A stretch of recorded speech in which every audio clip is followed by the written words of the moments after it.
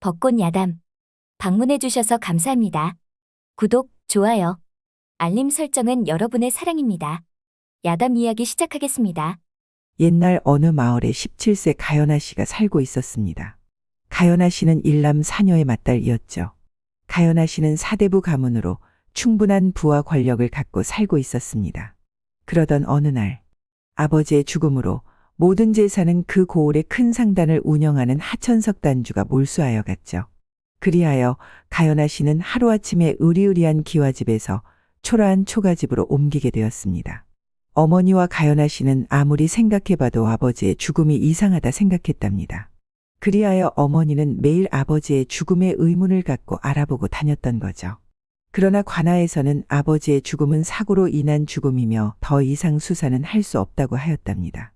처음 관아에서는 아버지의 죽음이 알 수 없는 사고로 돌아가셨다고 했는데 이틀 만에 아버지를 살해한 사람이 자수를 했다며 차명을 시킨다는 것이었습니다.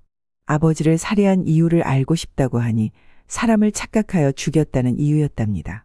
아버지의 죽음은 그렇게 단순 사고로 조용히 마무리가 되었습니다. 그리고 재산은 아버지가 돌아가시기 전 재산을 담보로 많은 금화를 하단주가 빌려줬다며 모든 재산을 몰수했죠. 그렇게 한 해가 지나갈 때쯤 어머니도 지병으로 돌아가셨습니다. 가연아 씨는 아버지의 죽음에 의문이 많았지만 이제 가장으로 살아갈 것을 먼저 걱정해야만 했답니다. 그리고 동생들을 돌봐야 한다는 생각에 무슨 일이라도 해야 했죠. 그리하여 가연아 씨가 할 수 있는 일 중 어머니를 도우면서 배웠던 한복 만들기 뿐이었습니다. 가연아 씨는 순이어멈한테 여러 장의 그림을 보여주었죠. 그림에는 마님, 처녀, 선비 그리고 기생들이 그려져 있었습니다. 아씨 그림은 뭔가 살아있는 것처럼 생생하고 금방이라도 사람이 튀어나올 것 같구먼요.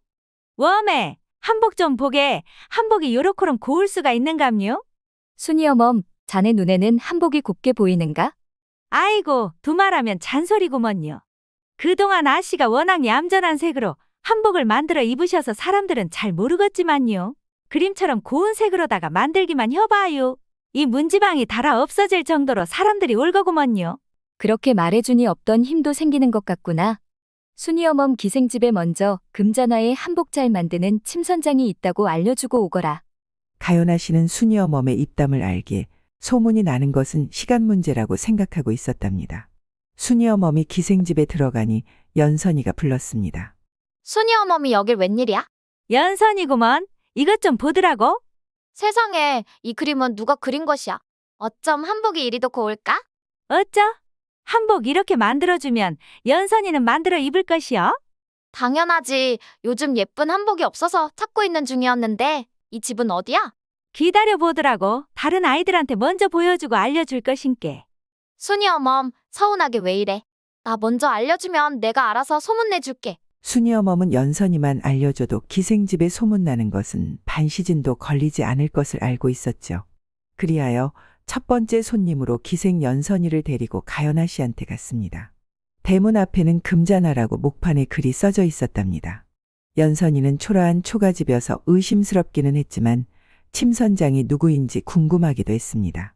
연선이가 방으로 들어가니 소문으로 듣기만 했던 가연아 씨가 우아하고 도도하게 앉아있는 것이 아니겠어요. 연선이는 생각했답니다. 여인인 내가 보아도 이리도 어여쁘신데 사내들이 보면 한눈에 반하겠구나. 그리고 가연아 씨는 지식이 많고 여인으로 배워야 하는 모든 것들이 출중하다고 소문으로 알고 있던 터라 가연아 씨의 솜씨를 의심할 이유가 없었습니다. 어서 오시게. 순이어멈한테는 들었겠지? 네, 그런데 아씨께서 이렇게 고된 일을 할 수 있겠습니까? 걱정해주어 고맙구나. 보다시피 내 사정이 이렇다네. 연선이는 직접 가연아 씨를 보니 다정하고 인자하고 좋을 수가 없었답니다. 선전에 같이 가서 옷감을 고르는 것이 좋겠구나. 선전에는 고운 비단이 많았죠. 가연아 씨가 고른 옷감을 연선이의 몸에 대어 보니 연선이의 얼굴이 돋보였습니다. 그렇게 하여 5일에 걸쳐 연선이의 옷을 만들어 여러 기생들이 보는 앞에서 선을 보이게 되었답니다. 연선이는 가연아 씨가 만들어주신 한복을 입고 다른 기생들한테 선을 보이니 전혀 다른 사람이 서 있는 것 같아 다들 놀랐던 거죠. 무엇보다 귀한 사람으로 보였기 때문이었습니다. 그리하여 구경하던 기생들은 연선이의 새로운 모습에 함성을 보내며 다른 기생들도 한복을 해달라 순이어멈을 찾았죠. 그리하여 가연아 씨는 동생들과 생활하는데 돈 걱정 없이 살게 되었습니다. 하지만 남동생이 공부에 집중하기에는 사람들이 많이 오가니 그것이 제일 걱정이었죠.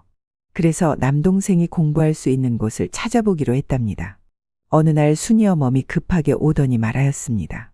가연아 씨, 어여 줄자 가지고 함께 가실 때가 있구먼요. 어디를 말이냐? 지금 한단주 아들이 두루마기와 다른 옷들도 만든다고 합니다요.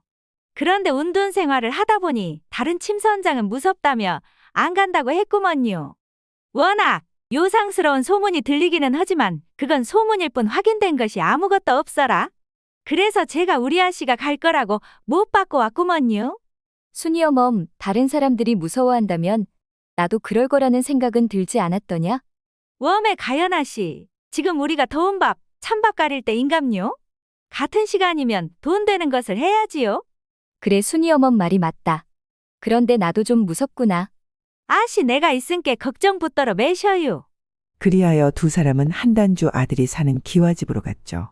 그 기와집은 가연아 씨와 가족들이 살았던 기와집이기도 했답니다. 가연아 씨는 대문을 여는 순간 가슴이 뭉클하게 아파오면서 눈물이 앞을 가렸습니다.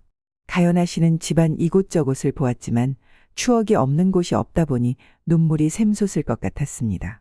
그때 웜에 내 정신 보소. 아씨 나 지금 가야 쓰겄는디요. 연선이하고 약속을 했는디 제가 깜빡했어라. 가연아 씨 제가 금방 댕겨 올게요. 그리고는 가연아 씨만 놔두고 횡하니 가버렸답니다. 가연아 씨는 순이 어멈이 야속하기만 했죠. 그렇다고 여기까지 왔는데 나갈 수는 없어 용기를 내어 사람을 불렀습니다. 그런데 아무리 사람을 불러도 나오는 이가 없어 기다리는 동안 옛 추억을 생각하며 가연아 씨가 생활했던 별당으로 갔죠.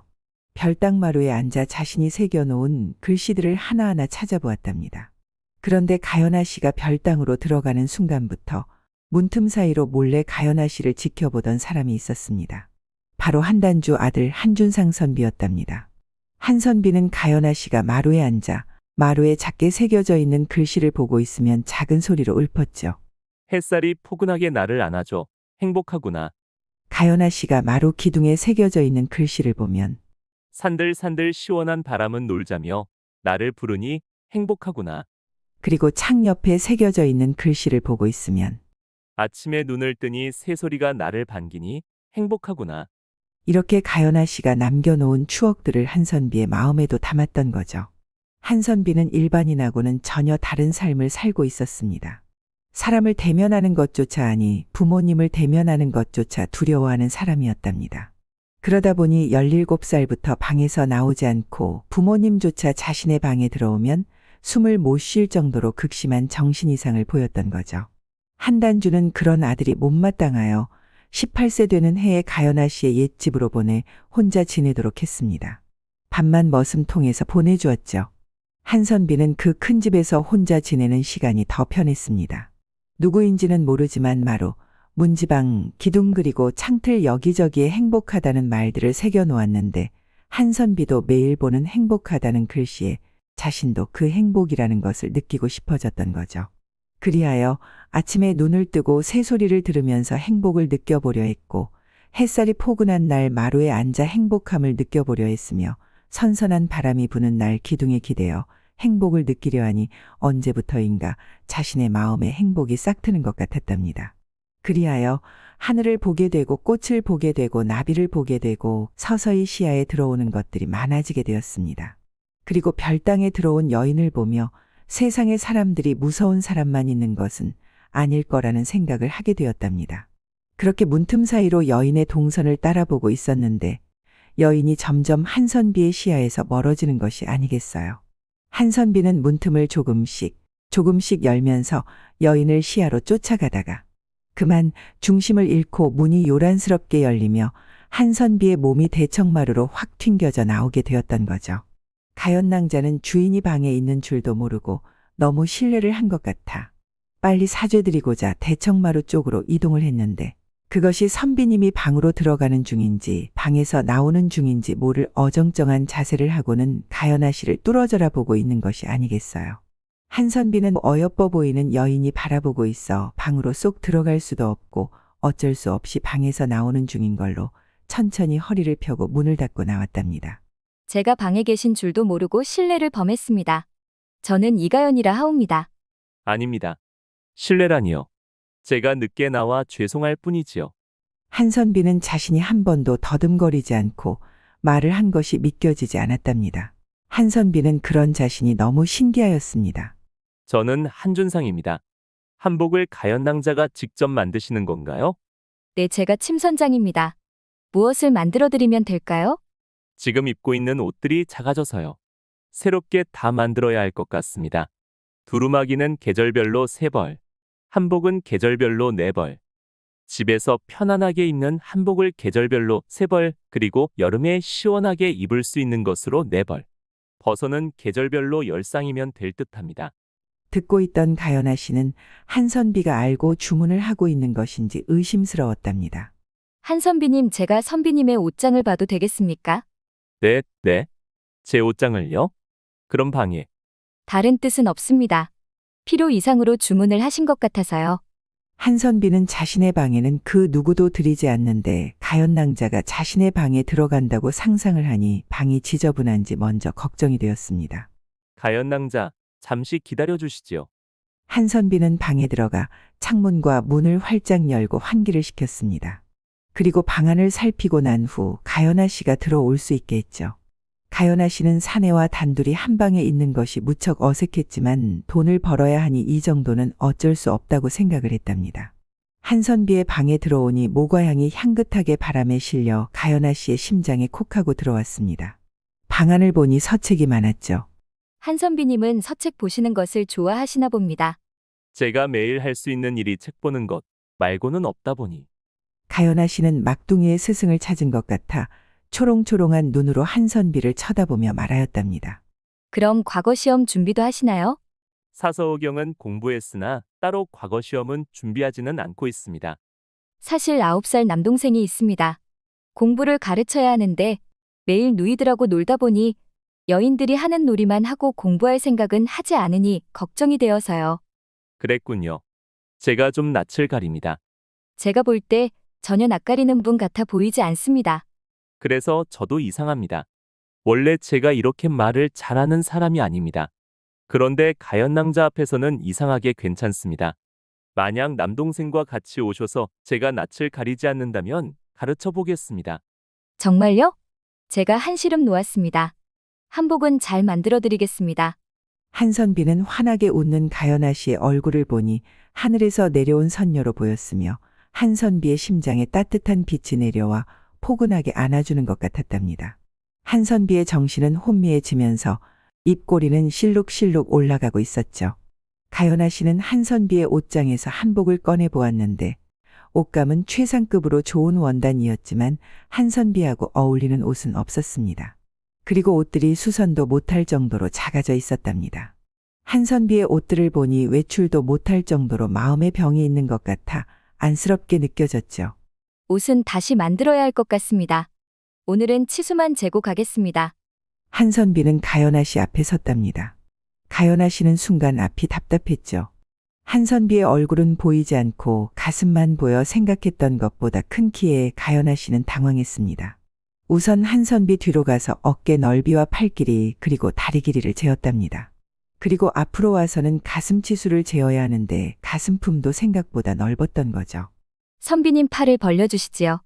그리고는 한선비의 품에 닿지 않도록 조심하며 자신의 팔을 최대한 늘려 줄자를 뒤로 보냈지만 반대 손에 잡히지 않으니 대략 난감했답니다.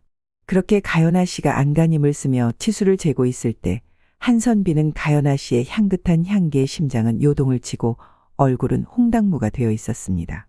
가연아 씨가 빨리 치수를 재기만을 기다리며 숨을 참고 아래를 내려다보니 가연아 씨는 한선비의 몸에 닿지 않으려고 조심하며 힘겹게 있는 것이 아니겠어요. 한선비는 더 이상 숨을 참을 수가 없기도 했고 낑낑거리는 가연낭자가 안 돼 보이기도 해서 깔끔한 해결책을 생각했답니다. 그리하여 한선비는 자신이 가연아 씨 품으로 들어가 안겼던 거죠. 가연아 씨는 자신의 얼굴이 한선비의 가슴에 닿았고 손에 끈이 잡혔지만 움직일 수가 없었습니다. 가연아 씨의 심장이 콩당콩당, 온몸은 뜨거워졌고 세상 처음 느껴보는 감정이었답니다. 한선비는 더 이상 참을 수가 없어 숨을 큰 소리로 토해내고 말았답니다. 그때 가연아 씨의 귀에 요란스럽게 뛰는 한선비의 심장 소리가 들렸던 거죠. 한선비 얼굴은 가관이었답니다. 땀은 비처럼 내리고 얼굴은 불덩어리가 되어 있었답니다. 한선비는 개미 목소리로 말하였습니다. 가연낭자, 이제 치수를 재시지요. 가연아 씨는 그제야 정신을 차리고 후다닥 치수를 재었답니다. 그리고는 둘은 멀찌감치 떨어져 아무 일 없었던 것처럼 행동하려 해도 서로의 요란한 심장 소리를 들켰기에 부끄러워 얼굴이 발그스레졌죠. 가연아 씨는 내일 막둥이하고 같이 오겠다 인사를 하고는 한선비 댁에서 빠르게 나왔답니다. 그렇게 둘은 몽글몽글한 가슴앓이를 하며 뜬 눈으로 잠을 못 이루다가 새벽이 되어 겨우 잠이 들었습니다. 다음 날 가연아 씨는 막둥이 성우와 한선비 댁에 가며 몇 가지 주의사항을 알리며 걸었죠. 성우야, 스승님한테 장난을 치면 될까? 누님 아니 됩니다. 큰 소리 내지 않기, 스승님 만지지 않기, 뛰지 않기, 누님 귀에 딱지가 않겠습니다. 역시 내 막둥이구나. 그런데 누이가 왜 이리 긴장이 되는 것이냐? 한 선배님한테 잘 못하신 일이 있으신가요? 응, 내가? 아니, 없느니라. 가연아 씨는 어제 일을 생각하며 얼굴이 뜨거워 손 부채질을 하며 한선비를 어떻게 봐야 할지 걱정이 되었답니다. 한선비 댁에 도착하니 막둥이가 말하였습니다. 누이 여기는 저희가 살았던 집이 아닙니까? 맞다. 가연아 씨는 자신도 부모님이 돌아가신 것이 이렇게 마음이 아픈데 어린 성우의 마음은 어떨지 상상만 해도 가슴이 찢어지는 고통이 느껴졌답니다. 부모님이 보고 싶지는 않느냐? 성우는 목이 맨 목소리로 말하였죠. 보고 싶습니다. 성우야, 눈물이 나오면 울거라. 참는다고 참아지는 것이 아니지 않느냐? 누이 울어도 됩니까? 가연아 씨는 성우를 보고 끄덕끄덕했죠. 그제야 성우는 큰 누이를 안고 부모님이 보고 싶다며 그동안 참았던 눈물까지 목 놓아 울었답니다. 그렇게 성우의 울음소리는 담을 넘어 한선비 귀에도 들렸던 거죠. 한선비는 가연아 씨 목소리가 들려 반가운 마음에 자신도 모르게 마당까지 나와 가연아 씨와 성우의 대화를 듣게 되었습니다. 한선비는 어린아이가 너무 일찍 부모님과 이별한 것에 마음이 아팠죠. 내가 성우와 잘 지내봐야 되겠구나. 가연아 씨와 성우는 별당 마당에 있는 한선비를 발견하고 인사를 하였습니다.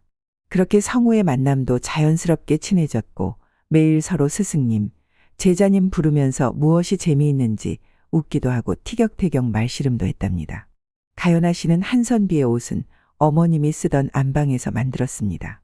어린 성우도 걱정이 되었고 한선비도 걱정이 되었기 때문이었답니다. 하지만 걱정할 것이 없었던 거죠. 한선비는 성우와 놀아준다며 자연스럽게 별당에서 나와 앞마당까지 오게 되었습니다. 성우는 매일 누이들하고 놀다가 남자인 스승님과 뛰어노니 더 재미가 있었고 한선비는 뛰어다니는 성우가 걱정이 되어 쫓아다니다 보니 자신도 모르게 온 집을 다닐 수 있게 되었답니다. 그렇게 며칠이 지나 가연아 씨는 한선비가 당장 외출할 수 있는 한복을 다 만들었습니다. 한선비는 한복과 두루마기까지 입고는 어색해하며 가연아 씨를 바라보고는 말하였습니다. 가연낭자 이상하지 않습니까? 한선비님, 제가 본 선비님 중에서 최고로 멋있으십니다. 자신을 최고라고 말해주는 사람이 처음이었고 그런 가연아 씨의 웃는 얼굴이 어여뻐 주변에 아무것도 보이지 않았답니다. 넋놓고 자신만 바라보고 있는 한선비의 눈빛을 보니 가연아 씨의 심장이 또 빠르게 뛰기 시작하였죠. 한선비도 그런 가연아 씨를 자신의 품에 안고 싶을 정도로 온몸은 바짝바짝 긴장하고 있었습니다. 아마 성우가 없었다면 둘은 이미 일을 치룰 기세였으니까요. 한선비님, 이렇게 차려입었으니 저와 외출해보면 어떻겠습니까? 뭐요? 지금이요? 쇳불도 당김에 빼랬다고 지금이 적기라 생각됩니다. 그리고는 가연아 씨가 고마움의 표시로 준비한 비단신을 꺼내 놓았답니다. 이 비단신은 한선비님을 안전한 곳으로 인도할 것이고 이 두루마기는 한선비님의 몸을 지켜줄 것입니다. 이 갓은 선비님의 생각을 강하게 만들어줄 것입니다. 이렇게 완벽하게 준비가 되었는데 무엇이 걱정이십니까? 그렇게 한 발 두 발 가연아 씨를 믿고 나가니 긴장은 되었지만 나름 괜찮았답니다. 성우는 집에 데려다주고 가연아 씨는 사람이 드문 길로 한선비와 나란히 걷기 시작했습니다. 한선비는 가연아 씨와 나란히 걷는 이 순간이 천국 같았죠. 그런데 그때 뒤에서 여러 마리의 말발굽 소리가 들리니 한선비는 긴장을 하며 고개를 돌려 부채 틈 사이로 사람들을 보았는데 한선비의 아버지와 아버지의 오른팔 칠섭이었던 거죠. 순간 한선비는 길바닥에 주저앉아 가슴을 쥐어잡고는 고통스러운 표정을 지었답니다. 점점 얼굴이 붉어지며 숨 쉬는 것조차 힘들어했습니다. 그리하여 가연아 씨는 선비님의 갓을 풀고 두루마기를 벗겨 얼굴을 가려주었죠. 그리고는 천천히 등을 쓸어내리며 노래를 불러주었답니다. 잠시 후 한선비는 조금씩 안정을 찾은 듯하여 곧바로 집으로 갔습니다. 그 이후 한선비는 대문 밖으로 나갈 생각은 하지 않아 가연아 씨는 다른 방법을 생각했죠. 우선 순이 어멈은 들락달락하다 친해졌고 둘째 서연, 셋째 소연, 넷째 하연까지 한선비님 댁으로 오게 하였답니다. 그리고 비단장수도 오게 하여 한선비 몸에 비단을 대어보며 고르게 했죠. 비단심 만드는 사람, 간 만드는 사람 할 것 없이 모두 오게 하였답니다. 이렇게 한선비 댁에 많은 사람들이 오가며 한선비는 세상에 나쁜 사람만 있는 것이 아니라는 것을 몸소 느끼게 되었습니다. 하지만 이 소문은 한단주 귀에까지 들어가게 되었죠. 한단주는 아들 옆에서 가연처자가 도와주고 있다고 하니 버럭 화를 내며 말하였습니다. 칠섭아, 가연처자한테 가서 더 이상 아들 집에 가지 말라고 하거라. 늦은 저녁에 칠섭이가 가연아 씨 집에 찾아가 말을 하였습니다. 한준상 도련님 댁에 얼씬도 하지 마시오. 그것이 무슨 말씀인가요? 복상 망한 집안과 엮일 분이 아니라는 말을 하고 있는 것이오. 우리 도련님 어찌해서 다시 집을 찾고 싶은 것 같은데 어림도 없어이다. 계속 우리 도련님을 만난다면 우리도 가만히 있지만은 않을 것이오. 그 말만 남기고 가버렸답니다. 예의가 없는 사람이군. 칠섭이 입에서 나오는 말은 한단주 생각이겠지? 가연아 씨는 생각할수록 아들을 위하는 마음이 조금도 없다고 생각이 되니 한선비가 불쌍하기만 했죠. 하지만 칠섭이라는 사람은 악랄하기로 소문이 난 사람이라 그 말을 무시할 수만은 없었답니다. 그리하여 다음날 한선비 댁에 가서 안방에 있는 물건들을 챙기고 마지막으로 별당에 들어가 뒷마당 쪽 마지막 기둥을 만지며 소리 없이 울었답니다. 그 기둥에는 누구도 찾아보기 힘든 곳에 글씨를 새겨놓았던 거죠. 아버지 그립습니다. 이제 저는 어떻게 해야 하나요? 아버지의 마지막 모습은 이 기둥에 손을 올리고 괴로워하시는 뒷모습이었습니다. 그날은 칠흑같이 어두운 밤이었습니다. 가연아 씨는 자려고 준비를 하고 있는데 밖에서 아버지의 한숨 소리가 들렸답니다. 아버지 무슨 일 있으신가요? 아니다. 가연아 아비가 일이 있어. 지금 나가봐야 할 것 같구나. 이 늦은 밤에 어디를 가시려고요? 안 가시면 아니 되나요? 나도 가고 싶지는 않으나 어쩔 수 없이 누구를 봐야 해서 빨리 다녀오마. 아버지는 미소만 남기시고 대문을 나섰답니다. 가연아 씨는 그 모습이 아버지의 마지막 모습이 될 거라고는 생각을 못했으며 그때 더 잡지 못한 것이 한이 되었던 거죠. 그때 한선비는 가연아 씨가 울고 있는 뒷모습을 바라보며 가연아 씨의 슬픔이 한선비의 심장에 고스란히 전달이 되었답니다. 한선비는 마루에 앉아 조용히 가연아 씨를 기다려 주었죠. 가연아 씨는 시간을 너무 지체한 것 같아 한선비를 부르려고 보니 한복과 두루마기까지 입고 마루에 앉아 있는 것이 아니겠어요. 한선비님 어찌 옷을 다 입으시고 계신 겁니까? 오늘은 가연낭자와 함께 가보고 싶은 곳이 있다오. 같이 가줄 수 있겠어? 가연아 씨는 곰곰이 생각하고는 말하였습니다. 네, 그러지요.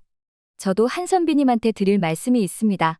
그럼 그곳에 가서 이야기합시다. 한선비는 제법 지나가는 사람들이 있어도 여유를 부리며 걸었답니다. 한선비님 이제 사람이 무섭지 않습니까? 아니요. 무섭습니다.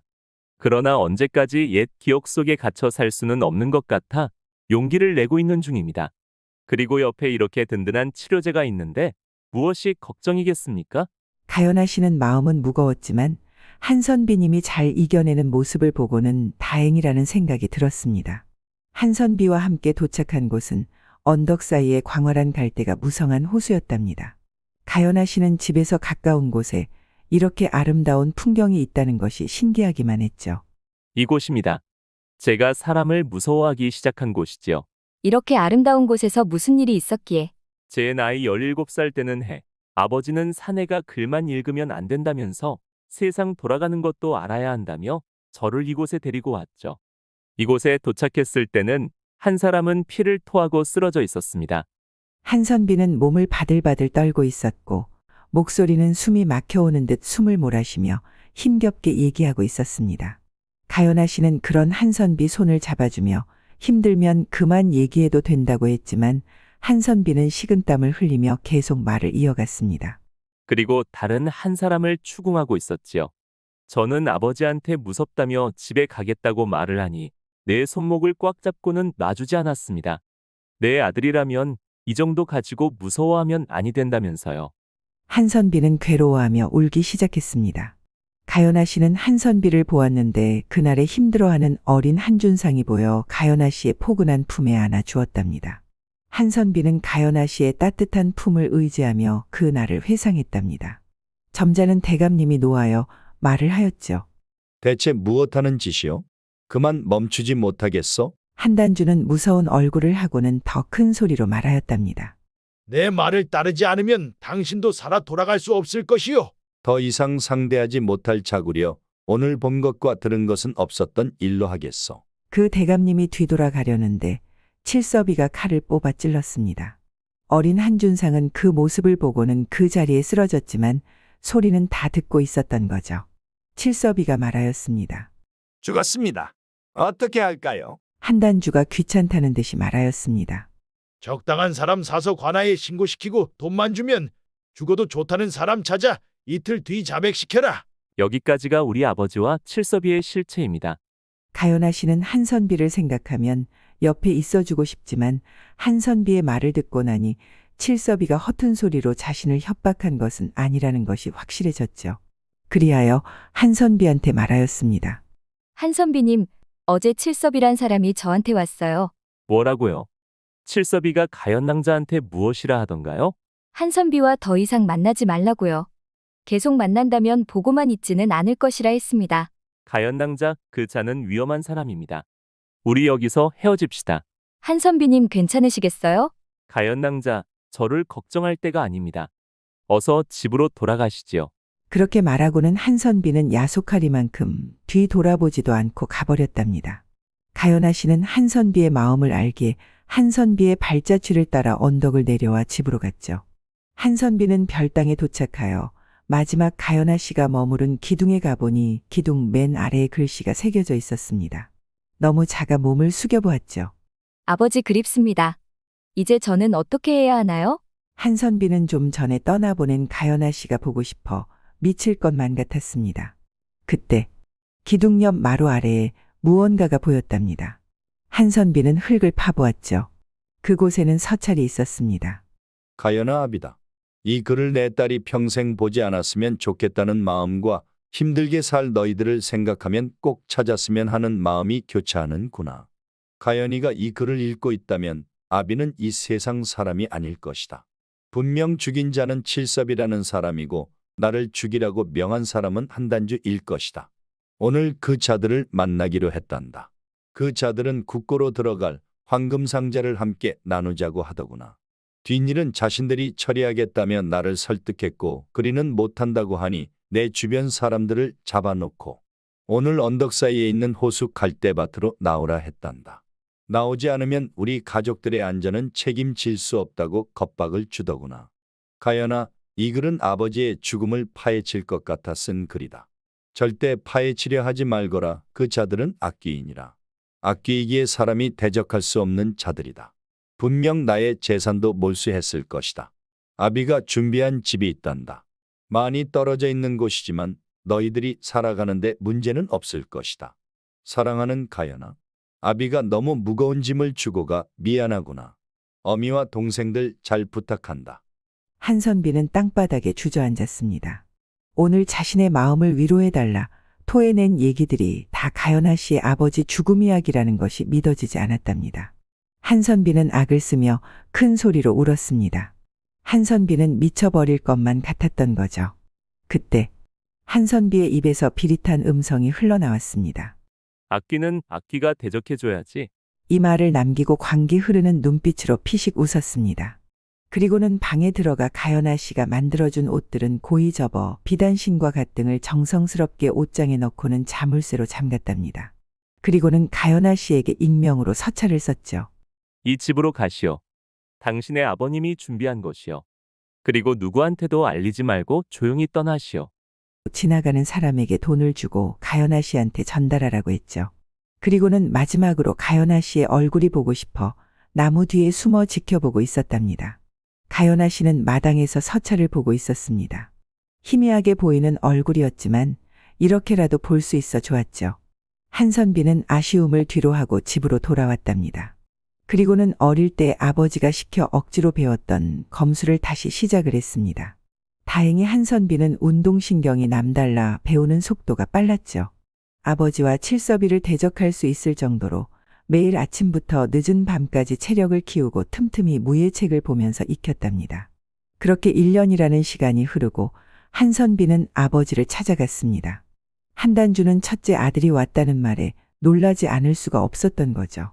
한단주는 자신을 똑바로 쳐다보는 아들을 보니 무섭다고 징징거렸던 예전 모습은 어디에도 찾아볼 수가 없었답니다. 한단주는 아들의 눈빛에 살기가 보여 섬뜩했지만 자신의 아들이라면 강해야 한다는 생각에 반갑게 맞아주었습니다. 이제 나의 아들 같구나. 처음부터 이러면 얼마나 좋았겠느냐. 제가 이렇게 변해서 좋으십니까? 당연하지 않느냐. 아버지 이제 저도 상단 일을 배웠으면 합니다. 언제든지 좋으니 오거라. 그럼 내일부터 오겠습니다. 한선비는 신을 신으면서 살짝 휘청했죠. 한선비는 아직도 아버지를 두려워하는 이런 자신이 지긋지긋했습니다. 다음 날 한선비는 누구보다도 일찍 상단에 나와 곳곳에 무엇이 있는지 위치 파악을 했답니다. 한선비는 아버지한테 신임을 얻을 때까지 자신의 발톱을 숨겼습니다. 그리하여 반년의 시간이 지나고 장사의 방법을 터득하니 한선비가 진행하는 장사들이 이문을 많이 내어 상단은 더욱 더 번창하게 되었던 거죠. 한단주는 아들을 누구보다도 신임을 했으며 상단의 밑바닥까지 보여줘도 될 거라 판단이 되었습니다. 하루는 문서를 꺼내며 거래처와 조정의 대신들에게 무엇을 바쳤는지 그리고 제일 중요한 치부채까지 모든 문서들이었답니다. 드디어 아버지와 칠섭의 실체를 보게 되는 날이 되었던 거죠. 문서에는 칠섭이를 통해 부적절한 일들을 행한 것이 대부분이었습니다. 이렇게 상단을 유지하고 있었다고 생각하니 아버지의 존재가 더 작게 느껴졌답니다. 한선비는 칠섭이의 존재가 얼마나 위험한 존재인지를 아버지한테 느끼게 해주는 것이 첫 번째 일이었습니다. 그래야 더 이상의 악행이 멈출 테니까요. 그리하여 칠섭이가 실수로 일을 크게 키웠던 것들을 찾아내어 잘못하면 더 큰 사고로 이어질 수 있었다는 것을 조금씩 키워 칠섭이의 존재를 상단에서 없어도 되는 존재로 만들어갔습니다. 어느 날부터인가 한단주는 칠섭이가 발톱의 가시처럼 느껴지기 시작했답니다. 칠섭이가 하는 일마다 마음에 들지 않게 되자 한단주는 칠섭이를 배제하고 척척 일 잘하는 아들하고만 얘기하는 것이 아니겠어요. 칠섭이는 한단주한테 서서히 배신감이 들기 시작했답니다. 그러던 어느 날 칠섭이는 생각을 했답니다. 두 놈 중에 한 명은 죽여야 내가 속이 시원할 것 같은데 한단주를 죽일까? 아들을 죽일까? 한단주를 죽이면 속은 시원하겠지만 그동안 상단일을 하며 몰래 빼돌려본 돈이 솔찬한데 그것을 버릴 수는 없지. 아들을 죽여야 되겠군. 칠섭이는 아들을 어디에서 죽일 건지를 생각했답니다. 마침 이틀 후에 한선비가 인삼 계약을 하기 위해 길을 나서야 했던 거죠. 헌데 산 한 개를 넘어야 하는데 그 산에는 악나라기로 유명한 산적들이 있었습니다. 그리하여 한단주한테 말을 하였답니다. 단주님, 이틀 후에 악나라기로 유명한 산적들이 사는 산을 넘어 인삼 계약하려 도련님이 가야 합니다. 너무 위험하니 제가 같이 따라가면 어떨까요? 아들아, 내 생각은 어떠하냐? 저는 좋습니다. 무술도 잘하시니 걱정 없이 다녀올 수 있을 것 같습니다.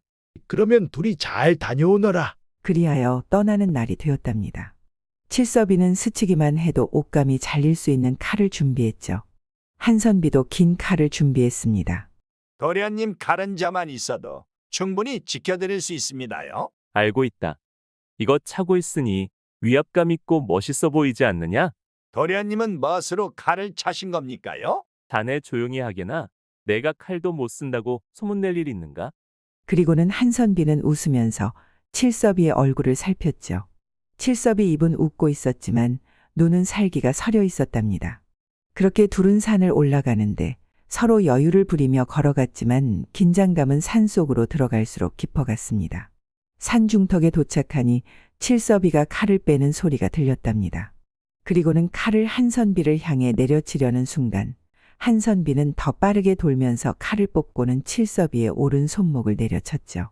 순간 퍽 소리와 함께 칠섭이의 칼잡이 인생도 끝이 났답니다. 나를 죽일 생각이었군. 다리병신이 되고 싶지 않다면 이 고을에서 떠나거라.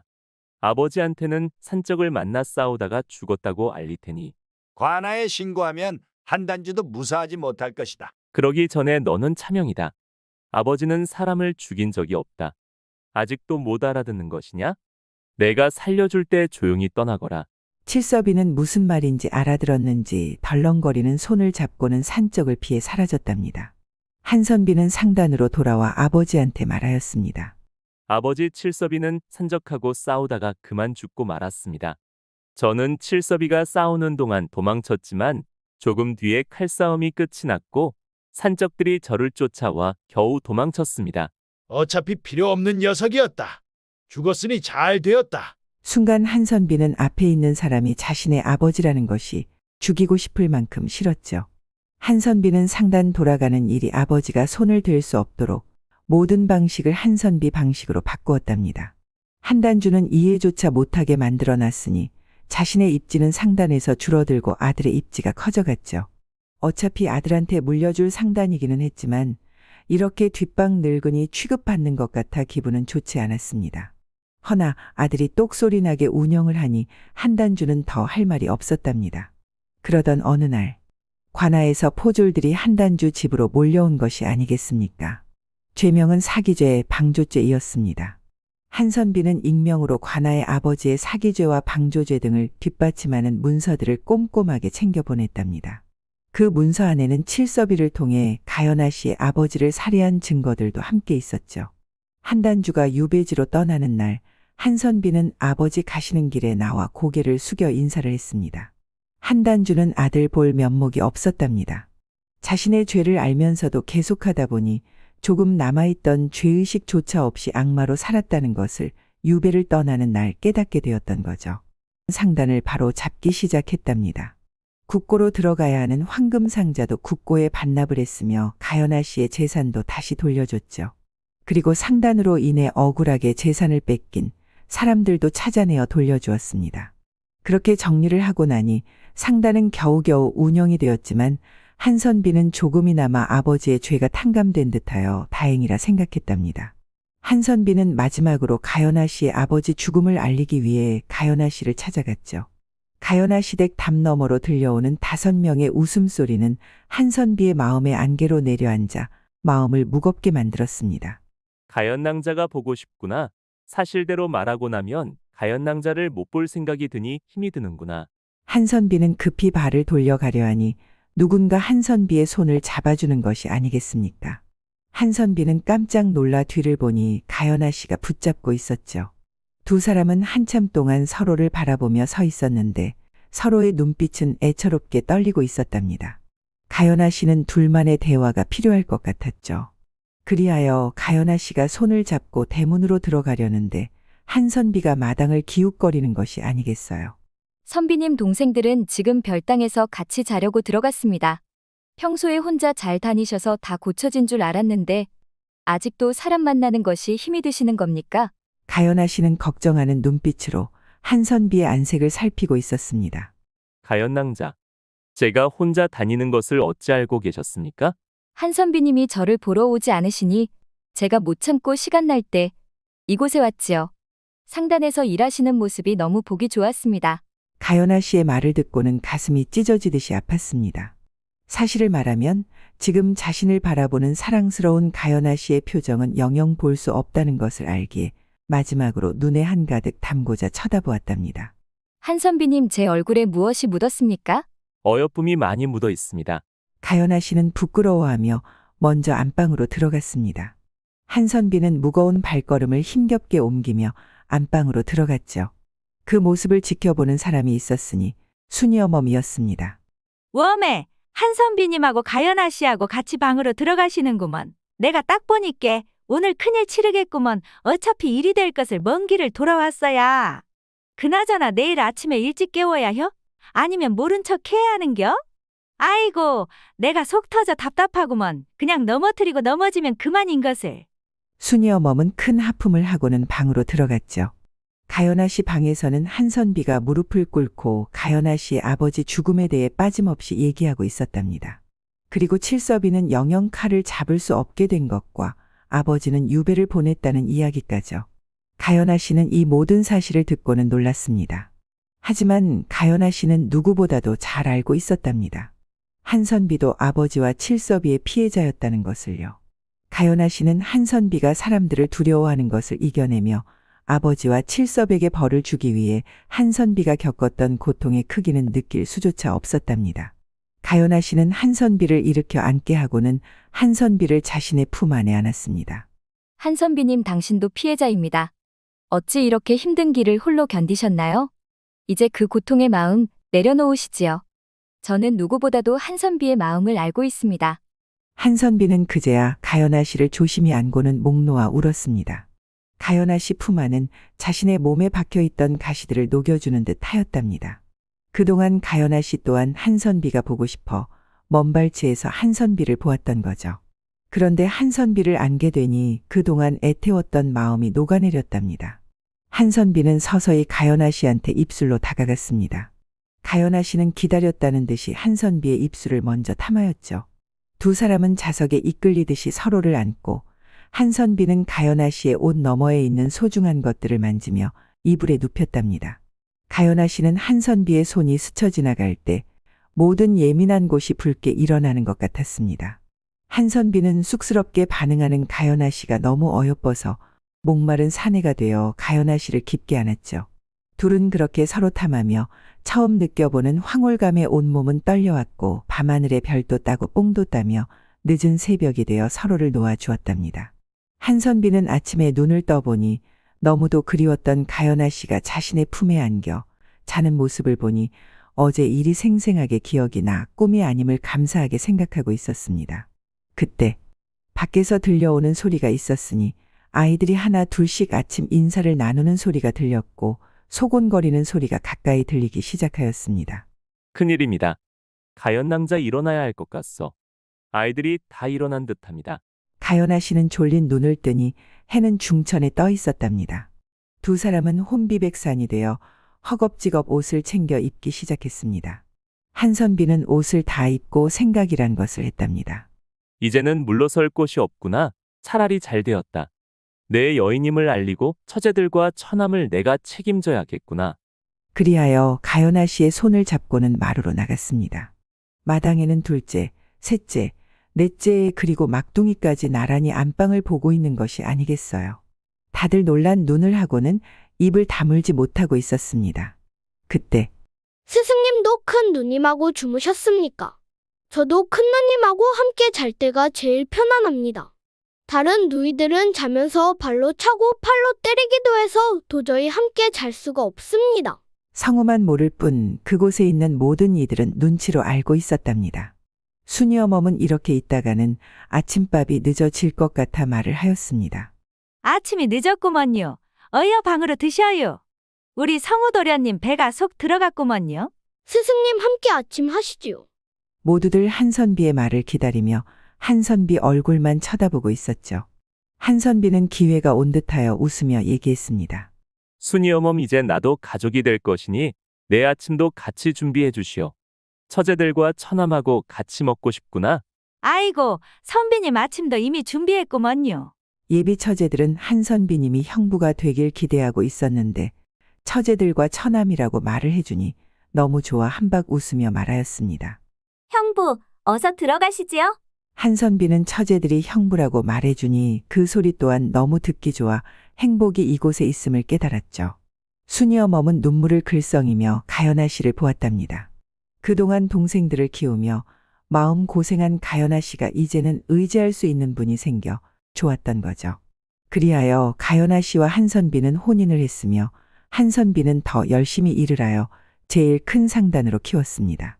그리고 한선비는 왕으로부터 특별 사면인 해배를 받기 위해 노력을 했고 결국 한선비의 아버지는 3년이란 유배 기간을 마무리하고 조용한 곳에 집을 얻어 자신을 반성하며 살았다고 합니다.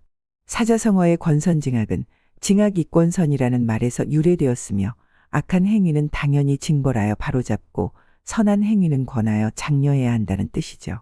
옳고 그름을 따져 충신과 효자에게 상을 주고 난신과 적자에게는 벌을 주는 권선징악의 엄정한 평가는 공자가 춘추를 지으면서 객관적이고 공정한 서술과 더불어 가장 중요시 되었다고 합니다. 이 성어는 사회적 도덕과 윤리를 강조하는 말로 우리 사회의 기본 원칙을 지켜오는데 중요한 성어였다고 생각을 해봅니다. 벚꽃 야담. 구독, 좋아요, 따뜻한 댓글은 여러분의 사랑입니다. 이 영상을 보시는 모든 분들이 벚꽃 야담과 좋은 인연을 맺어 항상 행복이 가득하셨으면 좋겠습니다. 오늘도 행복한 하루 보내세요.